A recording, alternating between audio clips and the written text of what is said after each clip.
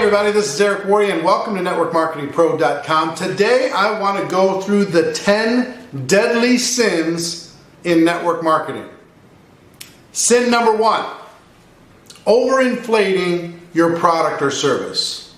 So many times we are so excited and we really want that person to join our business, so we embellish, we exaggerate, we put claims out there that don't really need to be out there. And actually this hurts our credibility more than it helps it. If you tell someone it'll help certain symptoms, fantastic. Help certain situations, fantastic. But you don't need to go overboard. Don't go crazy, because you lose credibility, you don't gain it. Deadly sin number 2, lying about your income. I will tell you, as I'm going through all of these sins, I will tell you I've engaged in most of them, not all of them, but I've engaged in most of them over the course of 25 years. Anybody that's been involved for that long and says they haven't engaged in any of these deadly sins is not telling you the truth. But embellishing your income. Sometimes somebody will share with someone else, oh, you know, let me introduce you to my friend, and they're making this amount of money. And you don't correct them. You don't stop them. That's the same as lying. Going up and doing a testimonial, maybe your income's dropped a little bit from your highest ever income, and you say it anyway, or you feel like you have to inflate it a little bit more or a little bit more. It hurts you on the inside and it crushes your credibility.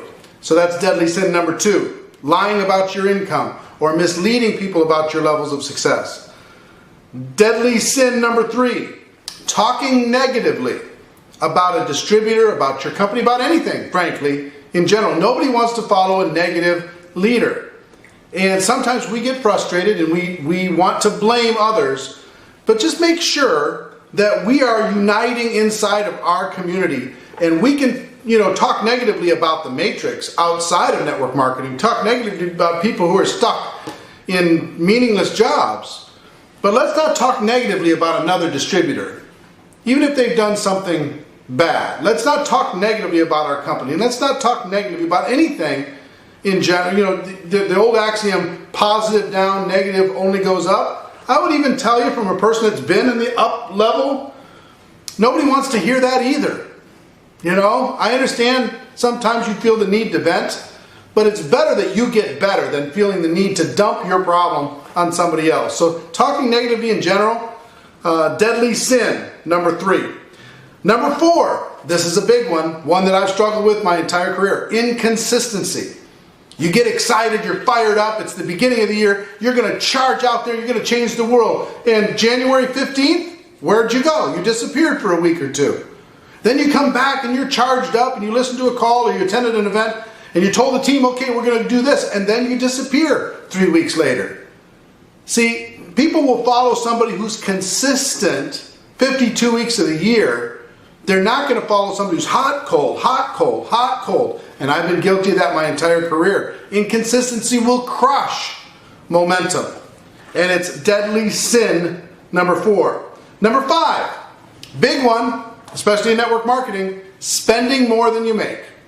Spending more than you make puts you in a situation where you run out of choices. You run out of options.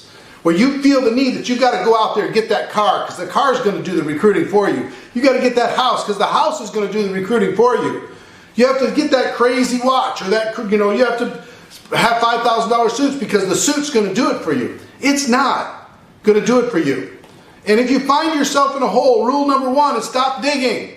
Stop going farther down in the hole. Get your financial footprint small and have choices, have options. Have freedom to be able to invest in your business without feeling like you have to feed the monster all the time, the monster that you created.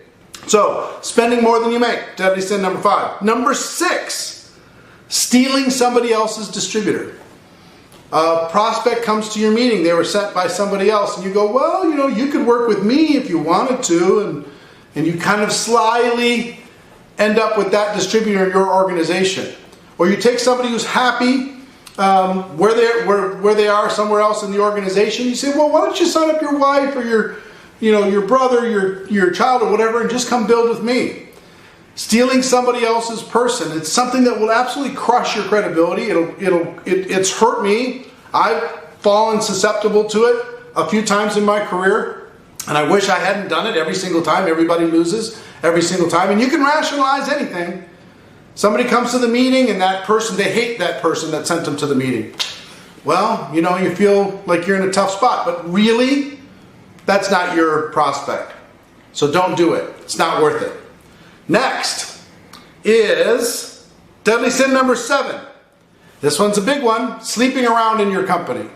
Whether you're single, whether you're married, going and finding some attractive person at the convention, finding some person in your organization and deciding that, you know, hey, that'd be fun.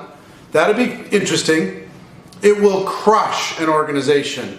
It will crush an organization, whether you're single or you're married. If you sleep around inside of the organization, it's an absolute deadly sin. That's number 7. Number 8, the public drunk or the addict. The person who is engaging in inappropriate behavior publicly. What you do privately, that's up to you. It's still going to be an issue, of course. But if you get drunk at the company convention, if you are an addict at the company convention, if you are engaging in inappropriate behavior in front of the organization, I promise you, it's going to be an organization killer. No one's going to follow you if you engage in that behavior. Number 8. Number 9, hogging the stage. Saying, well, you know what, I'm so good at this that I need to be the one that's doing all the presentations. It's a deadly sin because our goal is to learn it, number 1, teach it, number 2, teach people to teach it, number 3. If you're on the stage all the time, that means you're not developing leaders. If you don't develop leaders, that means you don't have duplication. You don't really have residual income. You just have a different kind of job than you had before.